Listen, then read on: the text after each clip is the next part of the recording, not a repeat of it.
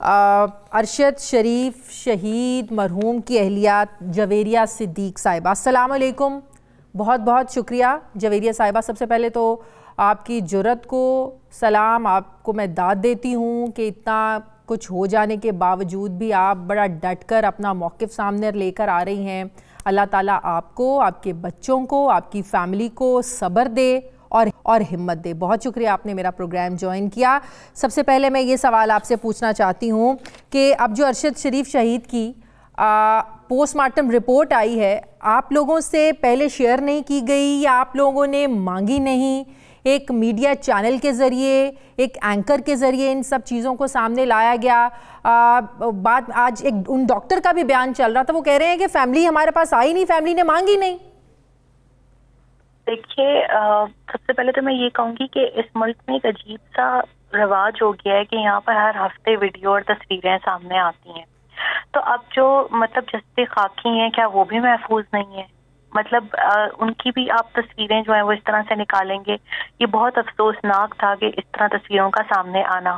میں نے ان کا ہاتھ اس طرح سے پہچانا کہ ان کی انگلی پہ تل تھا، کیونکہ جب میں نے ان کے ساتھ مورچری میں ملاقات کی تھی اور میں 3-4 دفعہ ان سے ملی ہوں، ظاہر پر صبر نہیں آ رہا تھا اور مجھے یہ تھا کہ اب ان کی بس آخری رات اور دن ہے دنیا میں، تو جتنا دیکھ سکوں اتنا دیکھ لوں اور جتنا پڑھ سکوں ان پہ پڑھ کے پھونک دوں.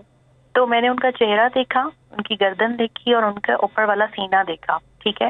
اور مجھے اتنا خیال ہی نہیں آیا کہ میں باقی جسم بھی دیکھوں یا باقی زخم بھی دیکھوں، کیونکہ وہ میں ایز اے جرنلسٹ تو وہاں وزٹ نہیں کر رہی تھی نا، یا میرے لیے تو میرا ہسبینڈ وہاں پہ موجود تھا اور بہت زیادہ قیامت تھی ہمارے اوپر، کیونکہ یہ ہم اس چیز کے لیے تیار نہیں تھے. ہم تو یہ ان کو ویلکم کرنے کے لیے تیار تھے کہ وہ دسمبر میں واپس آ رہے تھے.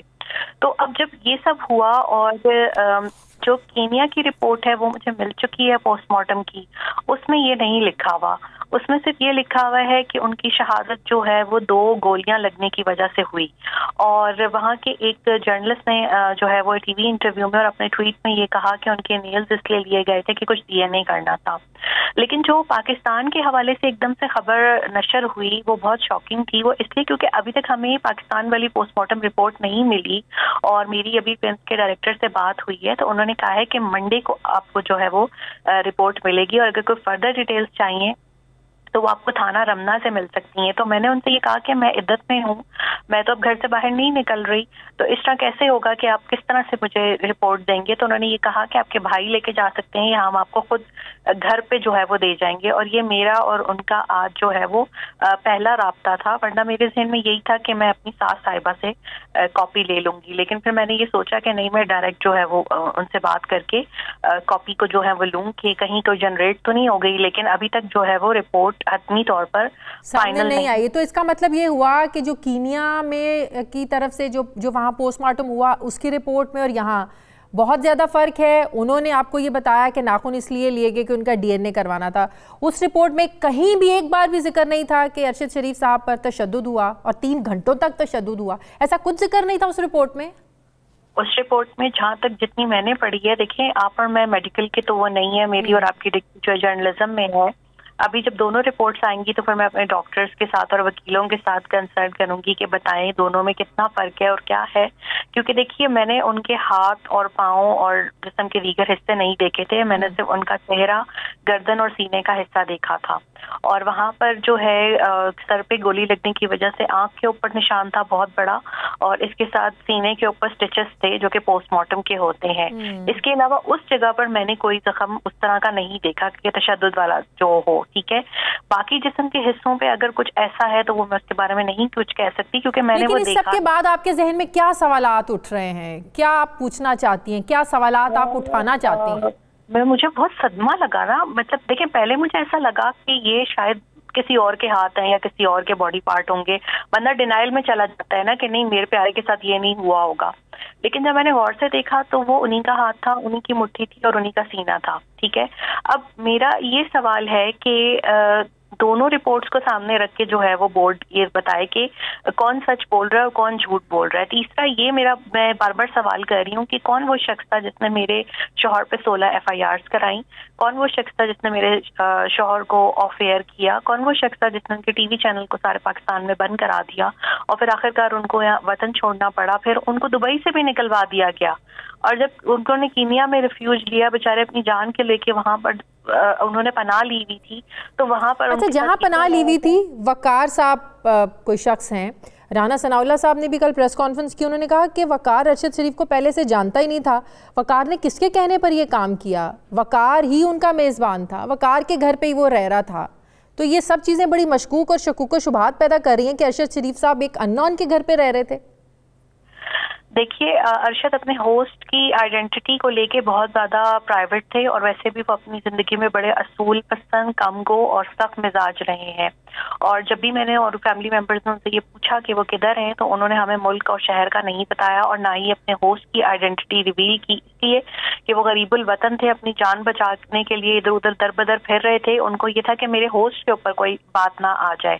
ظاہر سی بات ہے یہ ایک دوسرے کو جانتے ہوں گے, تو وہاں پر جو ہے وہ آپ سے بھی ذکر نہیں کیا تھا ارشد صاحب نے کہ وہ کن کے ہاں ٹھہرے ہیں؟ آپ سے بھی بالکل سیکرٹ تھا سب کچھ. فون کال آڈیو یا ویڈیو کال کرتے تھے تو وہ یہ کہتے تھے میں ٹھیک ہوں, تم لوگ پریشان نہ ہو, کیونکہ وہ بہت رسپانسبل تھے اپنے گھروں کو لے کے, بہت بیلنس کرتے تھے, لیکن وہ شہر یا ہوسٹ کا آئیڈینٹی ریویل نہیں کرتے تھے. میں نے ان سے پوچھا 3-4 دفعہ, لیکن انہوں نے مجھے جو ہے وہ نہیں بتایا. اور رانا ثناء اللہ کیا باتیں کرتے پھر رہے ہیں. پہلے دن تو یہ میرے شوہر کو سونے کا اسمگلر ثابت کرنے کی کوشش کر رہے تھے اور کہہ رہے تھے یہ مسٹیکن آئیڈینٹی کا کیس ہے, اب اپنا کوئی کارڈ کھیلنا ہے سیاسی, تو اب یہ کہنے آ گئے ہیں کہ ہاں مرڈر ہوا ہے. ہم تو پہلے دن سے کہہ رہے تھے کہ یہ ٹارگٹ کلنگ ہے. ان لوگوں کو تو آپ سائڈ پہ ہی رہنے دینا جنہوں نے 16 مقدمے میرے شوہر کے اوپر کروائے ہیں, وہ ہمیں کہاں سے انصاف دیں گے. میں صرف ہائر جوڈیشل کمیشن اور اس کے علاوہ اقوام متحدہ کی طرف دیکھ رہی ہوں. ان سیاسی لوگوں سے جو ہے حکومتوں سے مجھے کوئی امید نہیں ہے. اگر کچھ ہوتا تو میرے شوہر زندہ ہوتے, وہ یہیں پر اپنا کام کر رہے ہوتے, ان کو افیئر نہ کروایا جاتا, ان کے چینل کو نہ بند کروایا جاتا. یہ تمام سوال صحافتی برادری کو بھی اٹھانے چاہیے کہ اگر آج یہ وقت ہم پہ آیا ہے تو کل کسی اور صحافی پہ بھی آ سکتا ہے. بالکل. اچھا وہ واپس آنے کی بالکل تیاریوں میں تھے, وہ پرسکون تھے اس بات کو لے کر, اطمینان تھا ان کو کہ وہ ہاں جلد واپس آ جائیں گے اور ایسی کوئی بات نہیں ہوگی واپس آ کر؟ وہ دسمبر میں واپس آنا چاہ رہے تھے. ہماری جب ویڈیو کال پہ بات ہوئی تو وہ بہت مطمئن تھے, ریلیکس تھے, گھریلو باتیں کر رہے تھے کچھ. اب وہ بڑا مطلب اپنے گھروں کو دونوں کو ماشاءاللہ بڑا مینٹین کر کے چلتے تھے, تو وہ سارے معاملات بڑی گہری نظر ہوتی تھی ان کی, جہاں پہ بھی ہوں یہ چیز اس طرح سے کرنی ہے, وہ چیز اس طرح سے کرنی ہے, اور ہم بالکل ان کے حکم کو اسی طرح, کیونکہ وہ بہت رائل تھے تو ہم بھی انہیں بہت ایک نا رائلٹی سے ٹریٹ کرتے تھے, اور انہوں نے ہمیں بہت اپنی فیملیز کو بہت رائلٹی سے رکھا. تو وہ کچھ باتیں گھر کے حوالے سے چیزیں کر رہے تھے, لانگ مارچ کو لے کے ایکسائٹیڈ تھے, وی لاگز کرنے کے حوالے سے ایکسائٹیڈ تھے, اور ریلیکس ہو کے باتیں کر رہے تھے. اور وہ زیادہ وہاں سے پینٹ ہاؤس سے نکلتے بھی نہیں تھے, زیادہ باہر ٹریول نہیں کرتے تھے. میرے خیال میں کسی کو نے ان کی ریکی کی یا وہ یہی منتظر تھا کہ وہ نکلیں تو ہم انہیں جو ہے وہ ٹارگٹ کریں. بٹ میں یہ کہوں گی he was such a great man, he was such a nice husband, بہت انصاف پسند تھے. ایسے صحافی شوہر مرد بہت کم ہوتے ہیں جو کہ خواتین کو یکساں برابری پہ حقوق دیں, خواتین کا احترام کریں, اپنے پیشے کے ساتھ پوری ایمانداری کریں. میں نے کبھی ان کو کسی کے دباؤ میں آتے ہوئے نہیں دیکھا, میں نے کبھی یہ نہیں دیکھا ان کو کوئی جھکا نہیں سکا, ان کو کوئی خرید نہیں سکا. انہوں نے گولی کھا لی لیکن وہ اپنے اصولوں سے نہیں ہٹے. تو وی ہیو لاسٹ اے جیم. یہ بہت بڑا نقصان ہے, اور یہ شاید ہی خلا کا. اللہ تعالیٰ ان کے درجات کو بلند کرے اور آپ کو, آپ کے بچوں کو, فیملی کو صبر دے. بہت بہت شکریہ.